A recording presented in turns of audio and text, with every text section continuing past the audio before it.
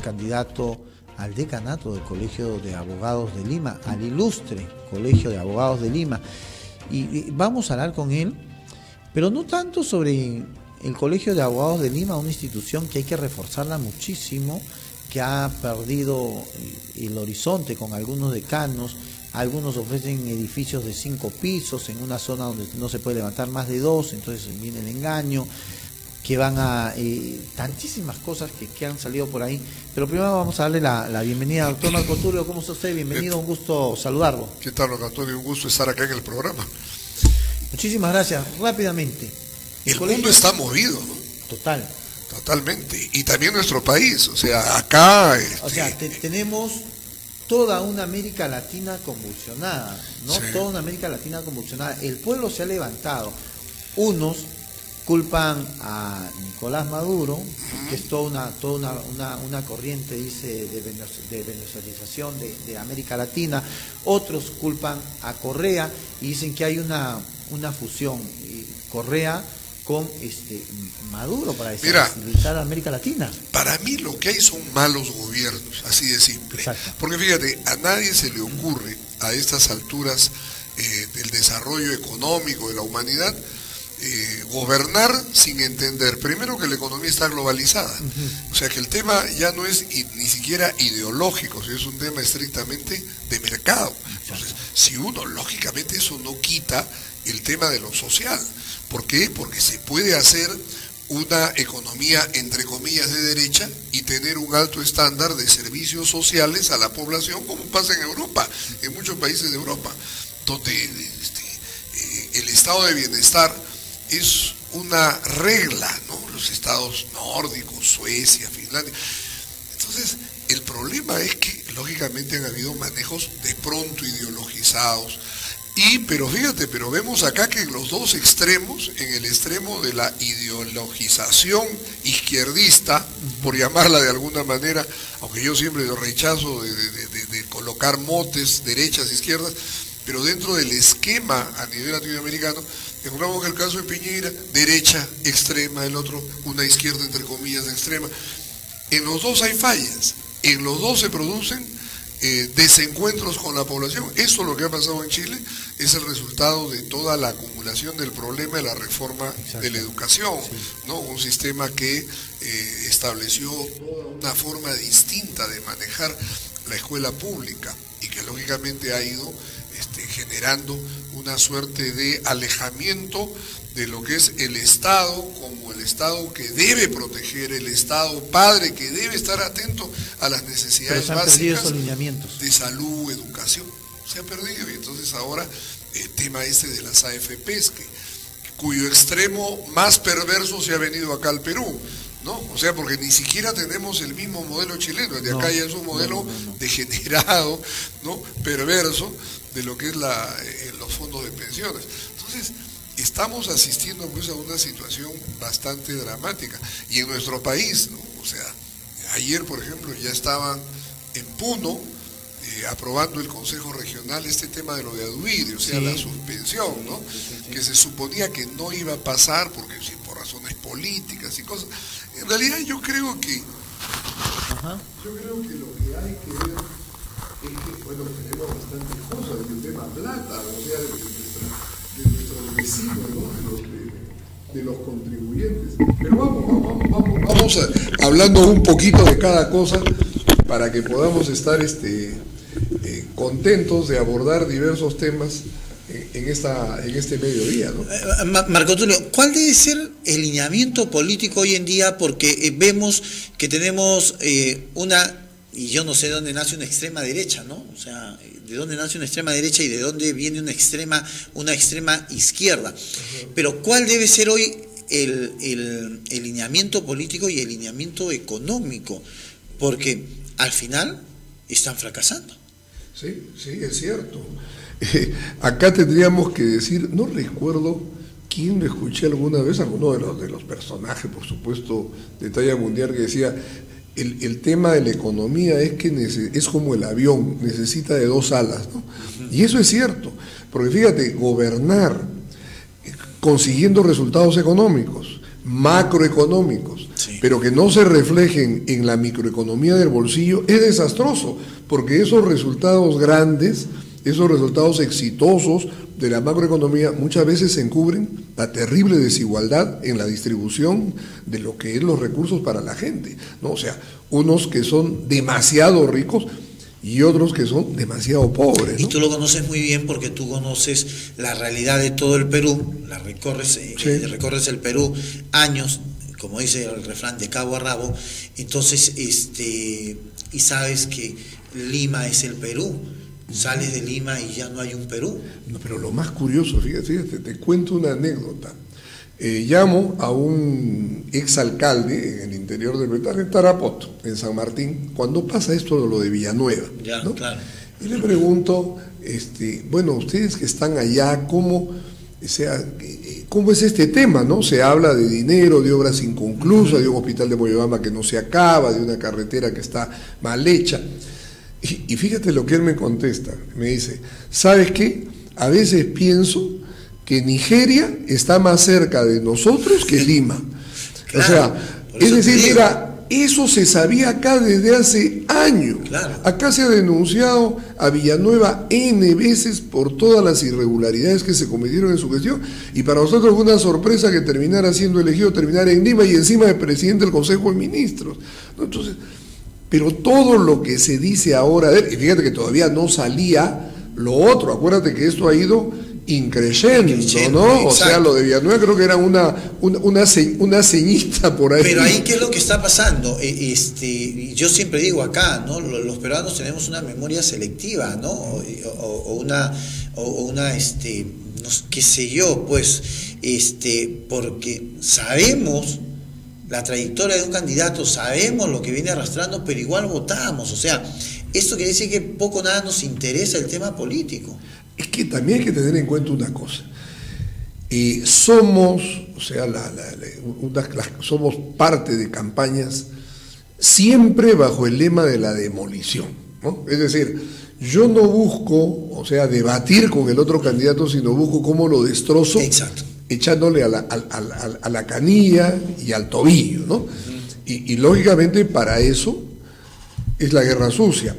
El otro tema es de que, como todos sabemos que hay guerra sucia, se produce el fenómeno a la inversa.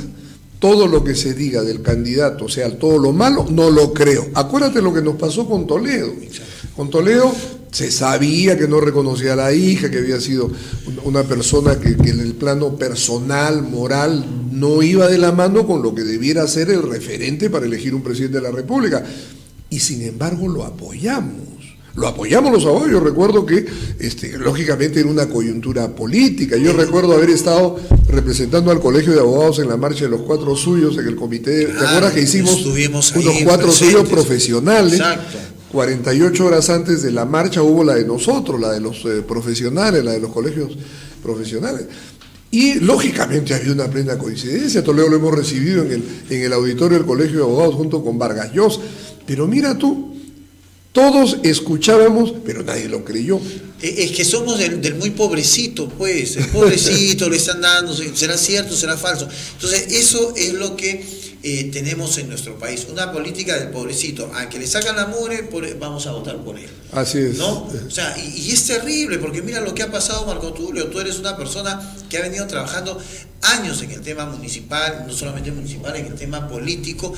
Entonces, ¿qué piensas tú? O sea, yo digo, ¿qué pasa con todas esas personas como tú que se fajan trabajando por un tema político para enmendar la plana y tú dices, llega un momento y dices, carajo, mejor me quedo en mi casa viendo televisión? Pero claro, o cuidando a mis nietos, como cuando estuve en la revocatoria, claro. Acuérdate que creían, porque lo usual es de que uno tiene que hacer las cosas porque se va a beneficiar directamente. Sí, exacto. Y cuando me decían... Te sacaron la mugre ahí. Claro, y me decían, sí, usted quiere seguro ser alcalde de Lima, usted quiere ser regidor. Y yo dije, no señores, esto termina y yo me dedico a mi casa y a mi trabajo, cuidando nietos, como en verdad lo hice durante todos estos años. Pero fíjate tú, el tema grave es que volvemos a lo mismo, ¿no? O sea, estas elecciones, por ejemplo, nos expresan lo mismo de siempre. Obviamente confiemos en que los partidos esta vez tendrán el tino, los dirigentes máximos, de ver de que las listas pues sean, no que conduzcan a lo que ha pasado en este último parlamento, ¿no? O sea, que ha sido vergonzoso, ¿no? Es decir, gente francamente ya que va a quedar para la historia, ¿no? O sea, porque hay gente realmente sinvergüenza. O sea, ¿cómo pudieron haber postulado? Es decir, mira, primero, ¿por qué mentir? O sea, si no se necesita acá en nuestro país, no hay requisitos sino excepto de estar inscrito en el registro y no tener una condena y ya está, no estar inhabilitado. Pero a mí lo que me preocupa es el tema de Perdóname, se declaran profesionales, claro. Otros incrementan sus fortunas pensando que van a tener más y que ya podrían pasar por ahí lo que dicen, pero al final, como nos enseñaban las abuelitas a nosotros, la mentira siempre tiene unas patitas bien cortas. Exacto. Ahora, lo que a mí me preocupa es pues cuando dice Karina Beteta hace unos días que va a postular porque quiere cuidar la democracia de los rojos, ¿no? Entonces yo digo, esa señora no tiene sangre en la cara. Oye, eso me hace acordar la explicación que le dio a Lima Susana Villarán cuando descubrieron lo del dinero de Odebrecht, ¿no? O sea, perfecto. Aceptó el dinero sucio porque había que combatir a una mafia, ¿no? Nos pueden llamar al 933-782-600. Tenemos una llamada del público. Buenos días. ¿Aló? Buenos días, ¿con quién tengo el gusto?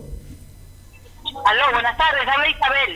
Isabel, ¿cómo está? Buenos días, ¿cuál es su consulta? Aló, que llamaba porque estaba escuchando tu voz y en verdad nosotros los peruanos tenemos que tener conciencia de los tiempos que estamos viviendo en los países latinoamericanos. Entonces nosotros debemos luchar para que nuestro país no caiga en los mismos.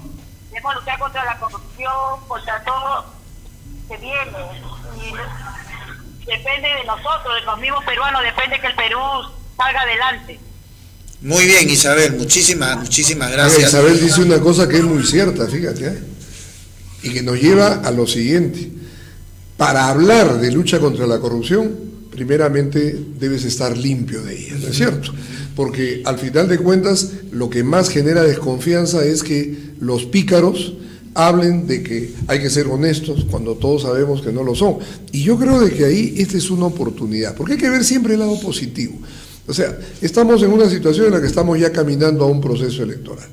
Hay que lograr de que la gente, tratar de elegir bien, pero claro, la primera selección deben hacerla los propios partidos.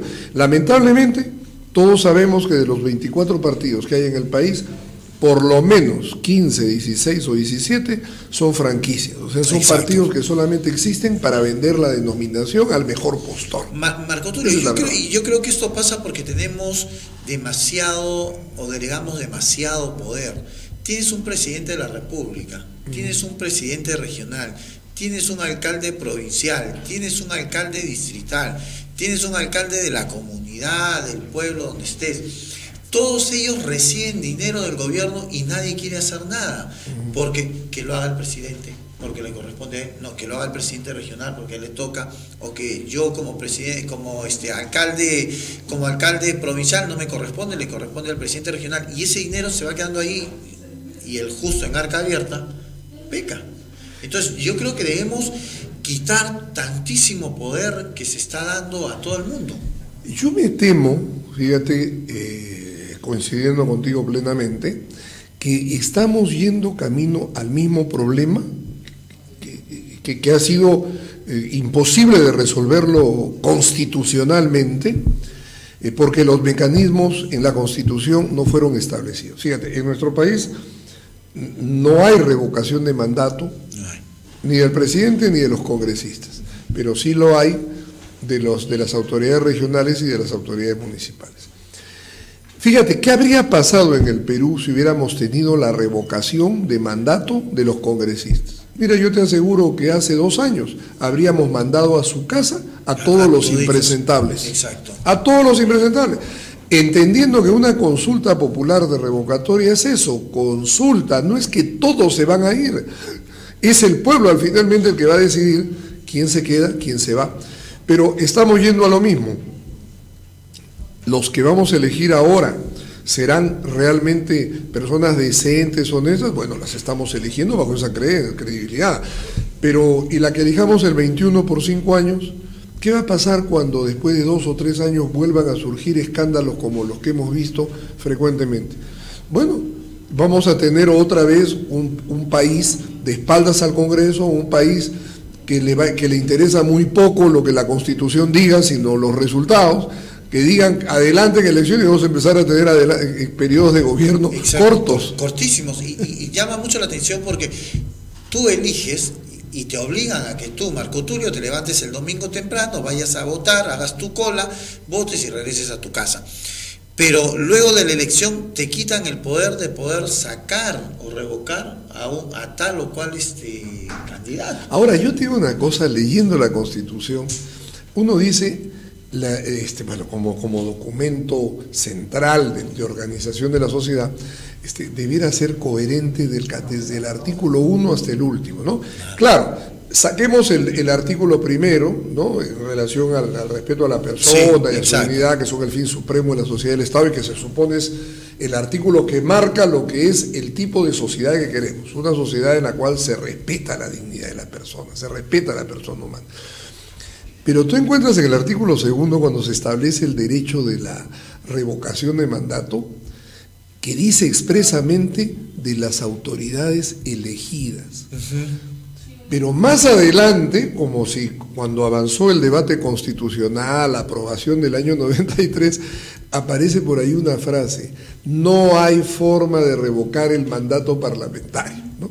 Pero fíjate esa incoherencia. Si el artículo segundo, que es el artículo matriz en cuanto a la lista de derechos fundamentales, dice revocación de mandato de autoridades elegidas, y autoridades elegidas son los diputados, los congresistas, el presidente.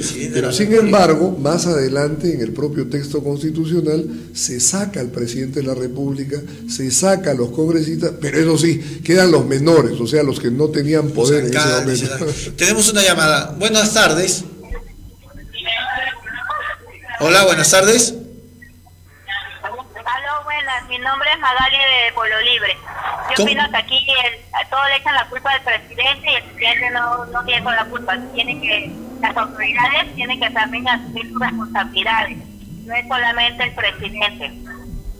Muy bien, muchísimas gracias. Magali dijo, ¿verdad? Claro, hay una responsabilidad colectiva. Mira, lo que ha pasado en el Perú es definitivamente responsabilidad de toda la clase política. O sea, esto no es responsabilidad ni de Vizcarra, ni de los fujimoristas, ni de los apristas, ni del Frente Amplio, ni los que todos están en el Congreso. En realidad que hay una responsabilidad de todos, ¿no? Unos, porque lógicamente quizás no lograron los consensos necesarios, otros, en el caso de Fuerza Popular, porque siendo la fuerza mayoritaria, reveló de que no se había escogido bien a quienes debieron haber ejercido la representación de ellos, ¿no? Bueno, luego, ¿no? Luego de todo, pero ¿y dónde queda el pueblo? ¿Cuál es la culpa del pueblo también? Pero es que, mira, el pueblo lamentablemente vota de buena fe. Hemos votado de buena fe, hemos elegido de buena fe, ¿no? O sea, yo pienso de que aquí a quien tenemos que sancionar, lógicamente, es a los partidos políticos, a sus dirigentes, pero también establecer los mecanismos que nos permitan en el futuro no vuelvan a presentarse eso. Por ejemplo, para mí, cuando el presidente Vizcarra anunció que iba a emprender una promoción de reformas políticas, te juro que yo pensé en algún momento, ilusamente, porque él venía de haber sido gobernador regional y debió haber pasado por el martirio de la revocatoria de mandato que en algún momento, como en toda la República, se pide para todos, ¿no? Aunque no se materialice para el día de la consulta popular. Entonces, de todas formas, yo pensé que una verdadera introducir reformas en el sistema político pasaba pues no por otra cosa, ¿no? Porque la revocación del mandato, eso es importante, porque no solamente te permite ejercer el control ciudadano, que así como yo te pongo, así igual te saco, sino que además le da es una salida constitucional a cuando hay crisis. Y como hacíamos en mi pueblo, lo sentábamos al alcalde en burro y lo sacábamos de la ciudad. Esa era una de las cosas que me decían, me acuerdo, cuando terminó la revocatoria en Lima, estuve en Trujillo, me acuerdo que fui para apoyar la revocatoria de Huanchaco, en el distrito de Huanchaco, felizmente fue una revocatoria exitosa, y allá me decían una cosa y me decían, oiga, los limeños tienen una forma de ver las cosas distinta. Yo digo, ¿por qué? Porque, por ejemplo, ¿cómo es posible que no se le podía sacar a esta señora de la alcaldía de Lima por la gobernabilidad? Me decían lo mismo, oiga, acá vamos, sacamos y sube el teniente alcalde y asunto concluido. Exacto. ¿Qué? O sea, el teniente alcalde, entonces, ¿para qué se elige? O sea, si no sabe nada, ¿para qué lo pusieron entonces en ese cargo? Pero dice, no, alguien dijo, es que los limeños son muy especiales. No, pero provincia y ahora ha bajado un poco, pero te montaban en el burro y te sacábamos, porque tú tenías un administrador, no un dueño o un Hitler, ¿no? Y que se tiraba la plata. Y es lo que viene sucediendo. O sea, ahora la gente tiene el temor. Mucha gente dice, yo no pago mis impuestos, ¿para qué? Para que después termine en la casa del alcalde. Ahora, ¿no? El problema también está en el funcionamiento de los consejos regionales y el funcionamiento de los consejos municipales. El caso de los consejos municipales es más grave. ¿Por qué? Porque acuérdate que los consejos regionales ahora son integrados por representantes de las provincias. Exacto. Mientras que en el consejo municipal representan a ellos mismos, claro, al alcalde que los invitó a integrarse a su lista, y como no hay elección directa de regidores, muchos consejos municipales no ejercen la fiscalización tal como se debiera, ¿no? Fíjate, por ejemplo, lo que ha ocurrido en Puno ayer, que por fin el Consejo Regional, dando muestras de madurez, votó la suspensión de Aduiri. ¿Por qué? Porque se decía que como eran partidarios de él, no querían hacerlo. Pero hay que tener en cuenta una cosa, en el tema de las vacancias, suspensiones, en realidad el tema es que el Consejo Municipal y el Consejo Regional hacen una suerte de justicia administrativa, es la parte administrativa. Ellos no son intérpretes de nada, ellos tienen que dedicarse a ver qué dice la ley, cuáles son las causales de vacancia, cuáles son los otros, y listo, y eso hacerlo, ¿no? Entonces, y acá lo que nosotros hemos visto es que en el caso de lo que ha ocurrido en el Consejo Regional de Puno, el Consejo ha aprobado, lógicamente, suspenderlo del cargo, porque el señor está condenado. Condenado, totalmente. Vamos con la portada del Comercio, por favor. Ahí está, Fiscalía investiga más de 5 millones en pagos a arbitrios. Árbitros. Perdón, árbitros, yo había leído árbitros, pero ese es un tema que está hoy día también en cola, ¿no? Esta gente que es abogada y que ha trabajado en contra del Estado peruano, que son estos árbitros. Claro, acá el tema es ver cuándo en realidad han habido pagos que se hayan dado para torcer una correcta interpretación de lo que debía ser el laudo arbitral. Con esta nota nos vamos a una pausa y retornamos. Sí, como no, con todo gusto. Por favor, estamos con el doctor Marco Tulio Gutiérrez, no se muevan.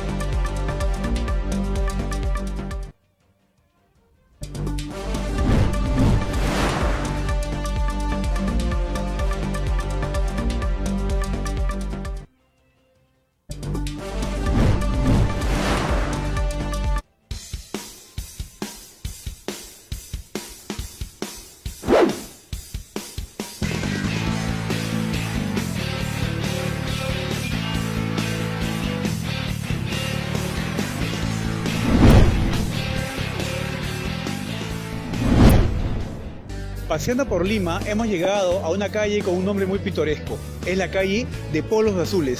Su origen se pierde en un año del siglo XVI, cuando a un señor se dio el permiso para poder comercializar el teñido de cueros con unos tintes azules. Ese fue el motivo por el cual se le dio ese nombre a esa calle, lugar donde se ubicó además el primer espacio del teatro, el antiguo Corral de Comedias.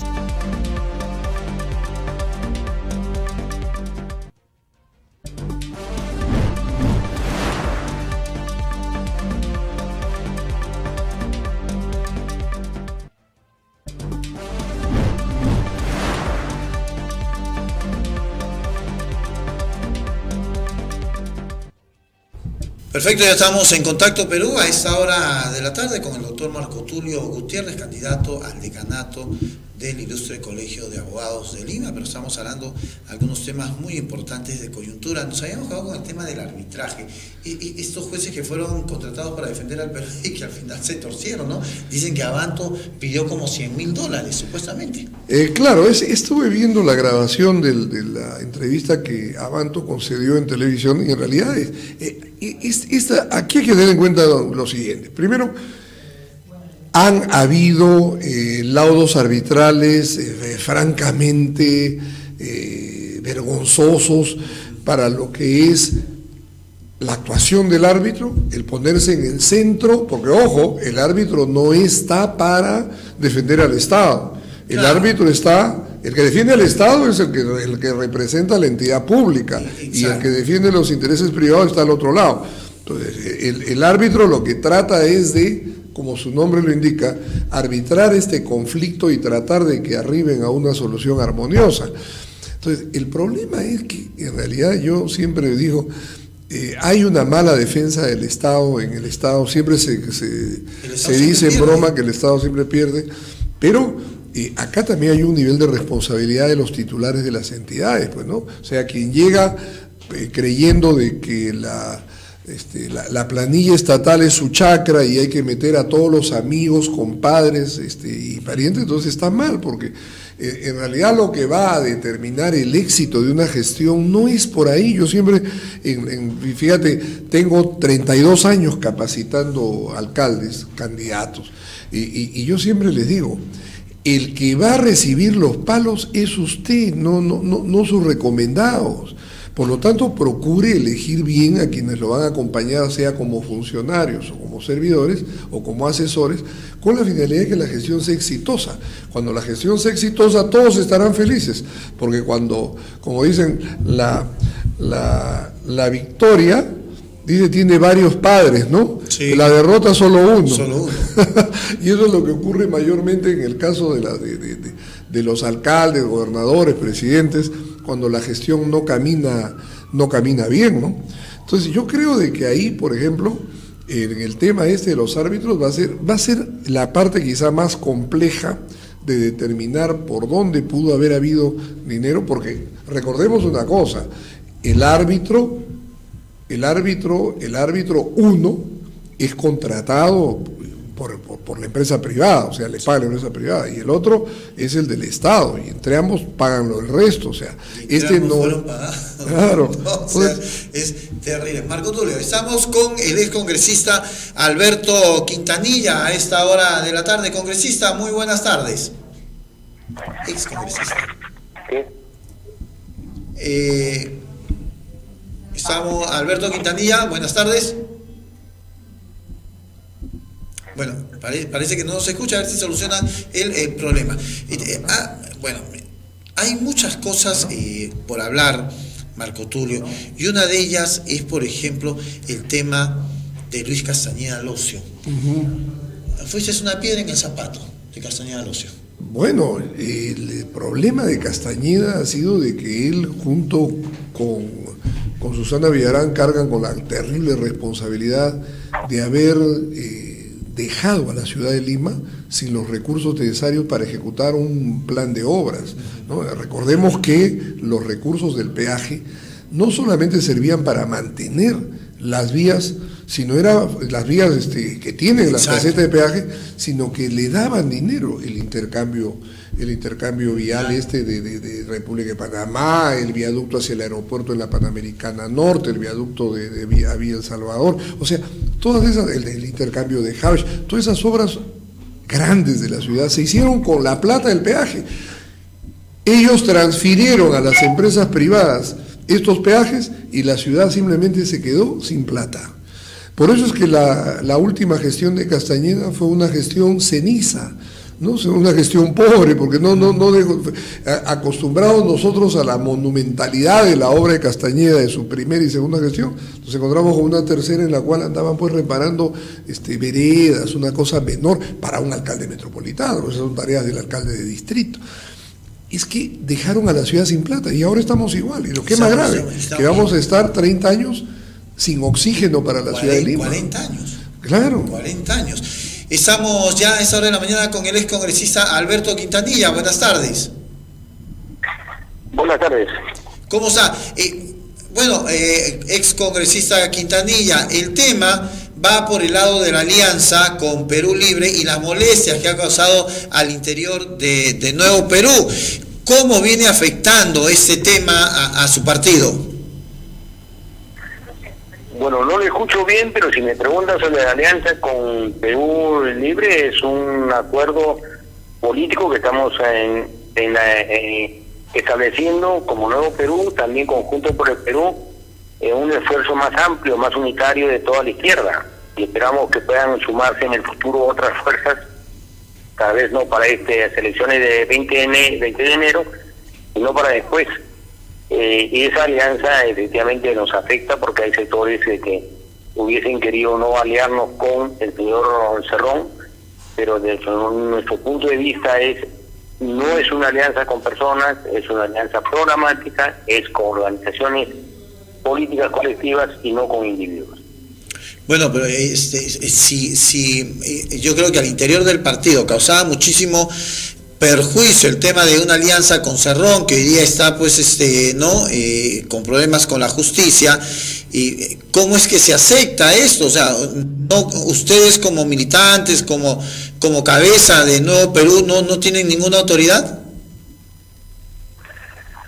Bueno, si me pregunta cómo afecta, efectivamente afecta, pero vuelvo a remarcar que esta es una alianza en torno a un programa. Queremos un país igualitario, sin explotación, sin discriminación, un país sin corrupción, que respete el medio ambiente y un Estado eficiente.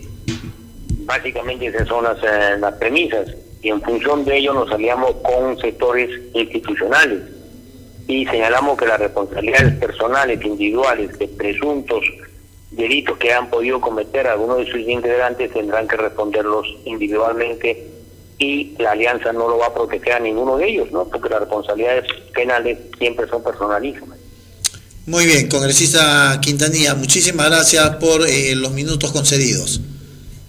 Muy amable, gracias por la entrevista. O sea, estamos viendo, Marco Tulio, no sé si tú has escuchado, yo he escuchado mal, o he escuchado mal, que dice el excongresista Alberto Quintanilla que ellos están haciendo una alianza con un partido y que lo personal ellos tendrán que resolverlo. O sea, me parece muy jalado de los pelos. Sí, pues, o sea, es que en realidad pues son los signos de los tiempos, ¿no? De los nuevos tiempos. Recordemos que ahora la discusión de la izquierda ha cambiado de eje, ¿no? Con relación al tipo de Estado que se necesita, al tipo de economía que debe desarrollarse, de qué manera defender mejor los intereses de los trabajadores y de toda la sociedad en su conjunto, por una suerte de temas que bueno, hace 20 años o 30 años eran inexistentes, ¿no? El tema de género, no el tema de la igualdad de oportunidades, sino el tema, porque el problema va por el tema gay, por el tema del matrimonio gay, o el tema del aborto, o sea... Pero que se ha dado demasiada relevancia a estos temas, o sea, los hemos puesto como... que es importante, pero como que muy necesario, o sea, como que serían determinantes, determinantes, ¿no? Para un gobierno, cuando en realidad quien tiene que decidir eso es el pueblo, para mí en un referéndum. O sea, los referéndums, las consultas populares existen cuando llega un momento en que hay que ir al pueblo y no que sean sus representantes los que hablen, ¿no? O sea, esa es la esencia del referéndum. O sea, hemos perdido tiempo, hemos perdido casi un año con el tema de con mis hijos no te metas, con el tema del matrimonio gay, cuando yo creo que lo principal es que la comunidad gay deba empoderarse, ganarse un respeto, y luego empezamos pues con una lucha allá de todo lo que quieras, adopción, matrimonio. El problema está pues en que la ley, la Constitución, por un lado, nuestra Constitución, la Constitución del 93, es una Constitución muy participativa, es decir, establece el tema de los derechos de control y participación ciudadana, ¿no? O sea, pero, y tenemos también la legislación de desarrollo, pero ¿qué pasa? El Estado promueve que los ciudadanos reúnan firmas para redactar una iniciativa de un proyecto de ley para que sus opiniones vayan al Congreso. No, tú entras a la página web de OMPE y buscas kits electorales, y fíjate, hay cientos de proyectos, o sea, que equivalen a cientos de personas de buena fe que tienen una idea, fueron a sacar su kit, pero oye, o sea, no es fácil reunir 80.000 firmas, menos reunir las que se necesitan para un referéndum, 1,5 millones, o sea, no es fácil. Pero si encima tienes un Estado que está de espaldas a tu voluntad de darle cumplimiento a lo que la Constitución dice, o sea, la participación y el control ciudadano, claro, estamos mal. Este es un tema que para mí, cuando hay conflicto entre los representantes de unos y otros en el Parlamento, debe ser llevado a una decisión en referéndum. Mira, es que la democracia tiene que ser dinámica.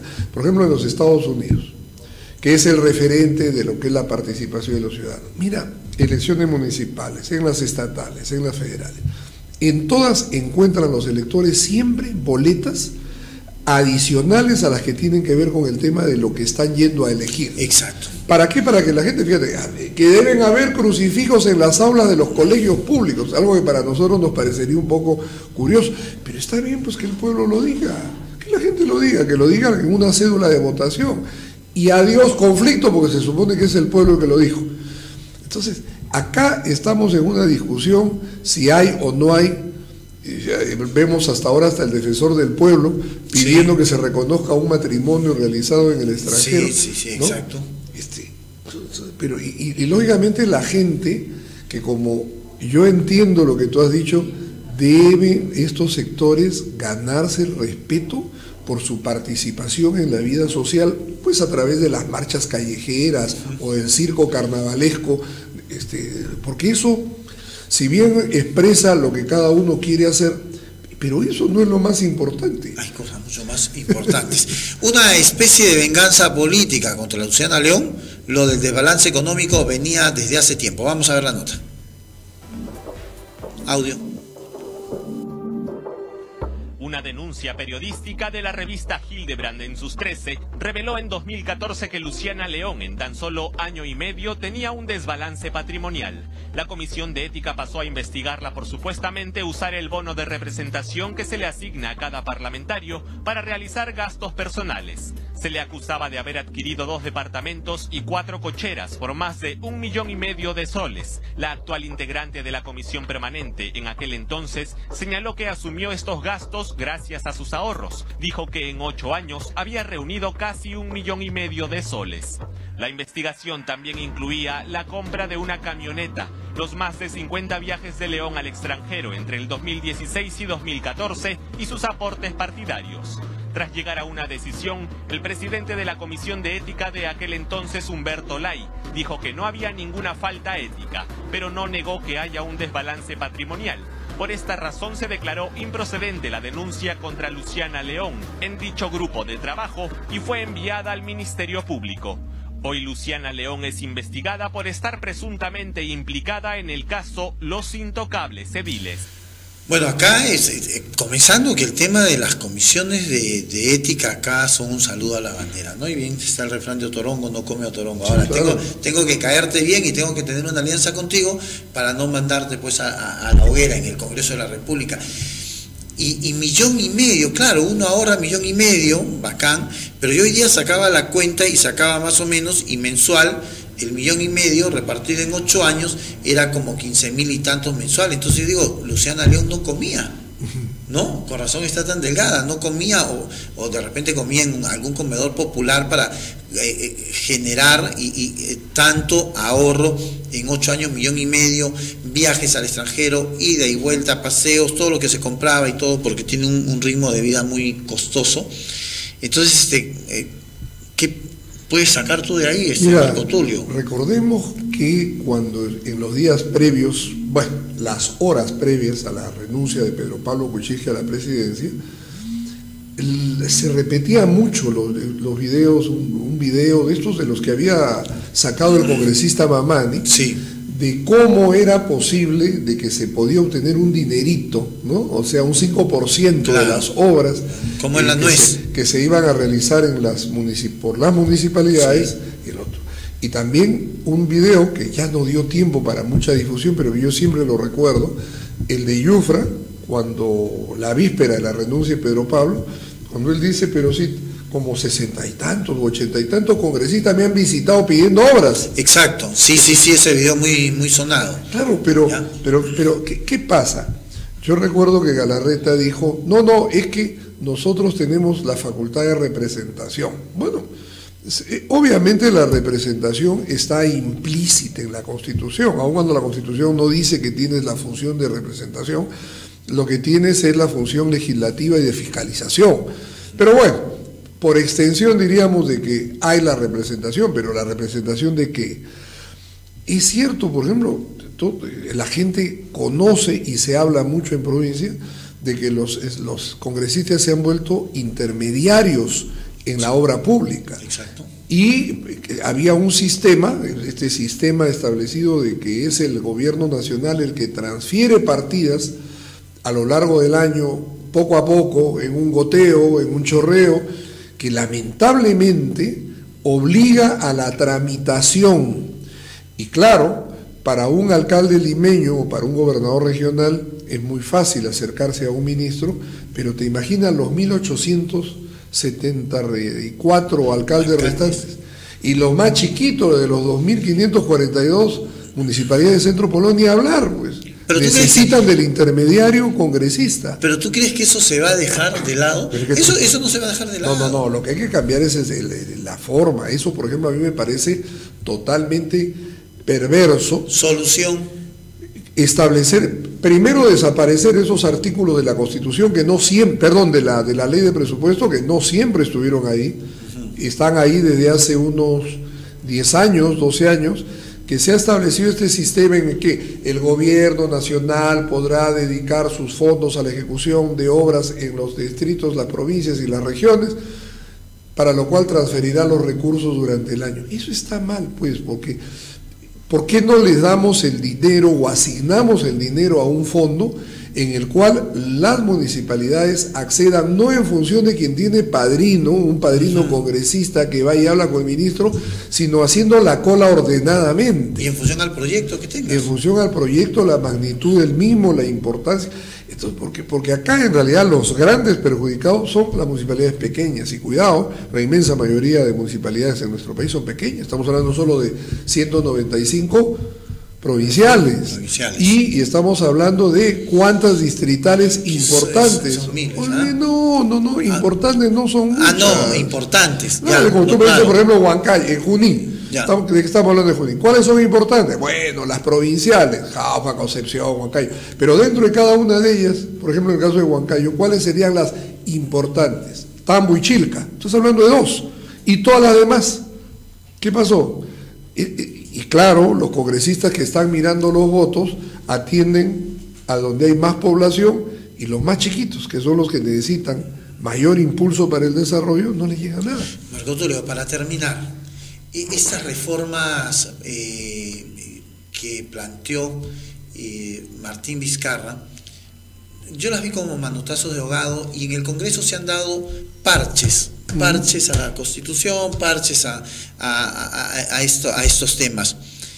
¿Se debió convocar a un Congreso o se debió convocar a una constituyente? El problema es que el temor que hay es que una constituyente, en la medida que expresa el poder de todos los ciudadanos de constituirnos en un nuevo esquema, por eso se llama poder constituyente, puede correr el riesgo de la revisión del tema económico, ¿no? Ahora, el tema económico no significa también después de que sea una piedra intocable, una piedra sagrada. Hay cosas que, por ejemplo, se tienen que hacer. Yo, por ejemplo, soy partidario de penalizar el incumplimiento de la legislación laboral. Es una posición muy personal, ¿no? Está bien. O sea, ¿por qué? Porque me parece absurdo que tenemos una constitución que proclama de que el respeto a la persona humana, a su dignidad, y qué cosa es no ponerlo a uno en planilla. Es una burla de la dignidad de la persona. Estamos violando el artículo 1 de la Constitución. Y lo que hemos tratado el día de ayer, estas plataformas que ahora manejas tú para taxis o para reparto de comida, que, sí, que les pagan que tú una trabajas miseria. centavos que te pagan. Entonces, o el taxi que uno toma, que dicen que la empresa se lleva el 25% de lo que nosotros ponemos. Y que si te pasa algo, nadie responde por ti. Claro, o sea, es terrible, es terrible. Y claro, eso no significa estar contra el empresariado, porque hay, como todo en la vida, empresarios que tienen sentido social y hay algunos que no la tienen, pues, ¿no? O que creen que primero hay que acumular mucho dinero para generar más empresas, pero luego generando más empresas se olvidan que hay que repartir y compartir, pues, ¿no? Exacto. Bueno, ojalá que, no sé si lo irás a comentar esto, ¿no? Porque el tema que estamos hablando, del tema laboral también, porque si no vas a ser el cuco tú, nuevamente, ¿no? Nuevamente. Aunque sería bueno, ¿no?, introducir una reforma constitucional. Total. Y recordar de que para hacer reformas de la Constitución no necesitamos ni tener una constituyente ni depender de la buena voluntad del presidente de la República y los congresistas, porque nosotros también tenemos derecho a escribir en blanco y negro cuál es nuestra idea, ir a la OMPE, comprar un kit y reunir las firmas y presionar para que el pueblo sea consultado. Exacto. Marco Tulio, yo sé que no te quita el sueño, pero estás postulando al Colegio de Abogados de Lima. Bueno, en realidad lo que me quita el sueño es la preocupación de que tenemos que hacer que el Colegio de Abogados se adecue a la realidad de lo que es Lima. El Colegio de Abogados de Lima se adecue a Lima. Lima es la Lima descentralizada, en Lima Norte, Lima Sur, Lima Centro y Lima Este. El colegio se ha quedado, ¿no?, en su local central de Aramburú, de Miraflores, y algo por ahí, un local que no funciona en Lima Norte, una esperanza que todos los candidatos les dicen a los del sur que van a tener un local, pero no vamos a lo que es lo central y que a mí como experto en gestión pública sí me quita el sueño. Entender que cuando uno quiere hacer algo mirando hacia el futuro, tiene que desarrollar pues un planeamiento estratégico. El Colegio de Abogados no lo tiene. Tenemos que hacerle un plan estratégico al 2020, de tal manera que cuando la ciudad crezca, el número de abogados crezca, la cantidad de servicios que el colegio debe brindarle a todos los que ponen su aporte mensual o al momento en que hacen la colegiatura, les sirva pues más y les sirva mucho mejor. Eso es lo que hay que hacer. Y ante esta coyuntura política trágica que hemos tenido en nuestro país, lo hemos visto muy silencio al Colegio de Abogados. Es que el gran problema que hay es que no se ha logrado establecer un mecanismo de participación que haga de que la opinión del decano no es su opinión, no representa. Pues claro, un colegio de abogados que tiene más de 40.000 abogados activos, también es una pretensión que el abogado, cuando el abogado que sea decano del colegio hable, se diga él está hablando por los 40.000, porque de pronto 30.000 no están de acuerdo. Entonces hay que establecer también dentro del colegio de abogados mecanismos de participación que permitan que la voz fluya de los que quieren hablar, porque siempre habrá quienes no les interesa. Exacto. Tema, ¿no? ¿Cuándo son las elecciones? 30 de noviembre. 30 Todavía estamos esperando, eso es a medio mes de noviembre se sabrá el tema del número, pero creo yo de que es una buena oportunidad de reencontrar el rumbo de la historia con lo que es la organización, ¿no? Para mí, por ejemplo, tengo 20 años vinculado al tema del colegio. Pues, por supuesto, cerca de 40 como abogado, ¿no? Pero he sido presidente de la Junta de Vigilancia en 2 ocasiones, he sido presidente de la Asociación Distrital de Abogados, he tenido participación en una decena de años en comisiones del colegio, tanto las de mi especialidad, que es el derecho municipal, como también tantas veces el colegio me ha convocado para pedirme una opinión técnica. Entonces, para mí, en realidad, lo que pasa es una nueva tarea que hay que emprender, ¿no? La tarea de encontrar una organización centenaria como es la del Colegio de Abogados, que el mismo orgullo que sintieron los jóvenes cuando fuimos jóvenes y nos incorporamos al colegio, de ingresar al Colegio de Abogados, la sintamos fortalecida ahora que llega el bicentenario. Muy bien, muchísimas gracias, Marco Tulio Gutiérrez. Vamos a tener la oportunidad de seguir conversando contigo de aquí a cara de las nuevas elecciones del colegio, del ilustre Colegio de Abogados de Lima. Ha sido Marco Tulio Gutiérrez, ha estado con nosotros, el doctor Marco Tulio Gutiérrez, experto en todo, o sea, todo podemos hablar con Marco Tulio Gutiérrez, ¿no? Municipalista, es una persona que conoce mucho del tema nacional y del sentir de los peruanos. Amigos, Contacto Perú, Marco Antonio Reyes, hasta mañana.